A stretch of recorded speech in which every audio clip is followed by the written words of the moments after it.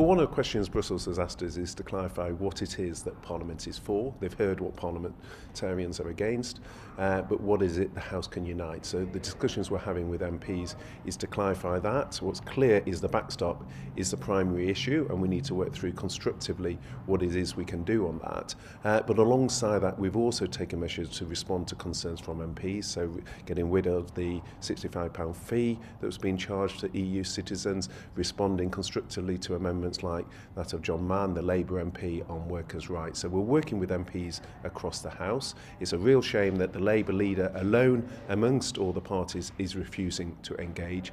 We're engaging constructively. We're listening to MPs to see what it is on the backstop specifically, but also more generally we can do to address their concerns. What Brussels were saying was they were hearing a number of demands on the financial settlement, on the rights of the European courts, on a range of issues on fishing, etc. They're hearing, and they're asking what is it specifically that would make a deal possible in terms of Parliament. And that's what we've been clarifying. You're right that within that it is the backstop that has come out as the key issue. And I think what we've seen over the last 24 hours is a recognition from MPs that there will be a need to compromise, but that's the one issue on which colleagues are particularly concerned. Well, you can't rule out a no-deal scenario, which is the default, without either a deal or saying you're going to ignore the wishes of the biggest vote in our history and cancel Brexit, revoke Brexit. I think that would be hugely damaging to our democracy. So we have to have a deal. It's not enough just to say we don't want no deal if you also say we don't want the deal either. So MPs need to be clear what it is they can unite behind. We're working with them to deliver that.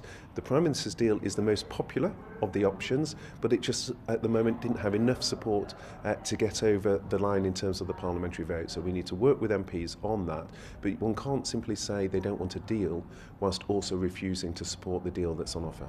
Well, all my Cabinet colleagues agreed to the position at Cabinet in terms of no deal. That policy hasn't changed, and that was agreed by the entire Cabinet. So the position on no deal was agreed by the entire Cabinet. It hasn't changed, and people across both Cabinet and government more widely recognise that the best way to avoid the risk of no deal, which none of us want, I as a Brexiteer don't want a situation of no deal, the best way to avoid that is to get behind the Prime Minister's deal. Well, we've been clear in our manifesto and we stand by the commitments we gave in our manifesto, and I think you would be the first to say if we went back on commitments in our manifesto that we were breaking that trust with the British people. The Prime Minister has been clear, it's actually not just about committing to the manifesto, it's committing to the referendum result. We had the biggest vote in our history. It's important we honour the decision by the British people, and that was a decision Parliament gave to the British people. So the MPs chose to give the British people their say. It's important we now listen to that and act on it.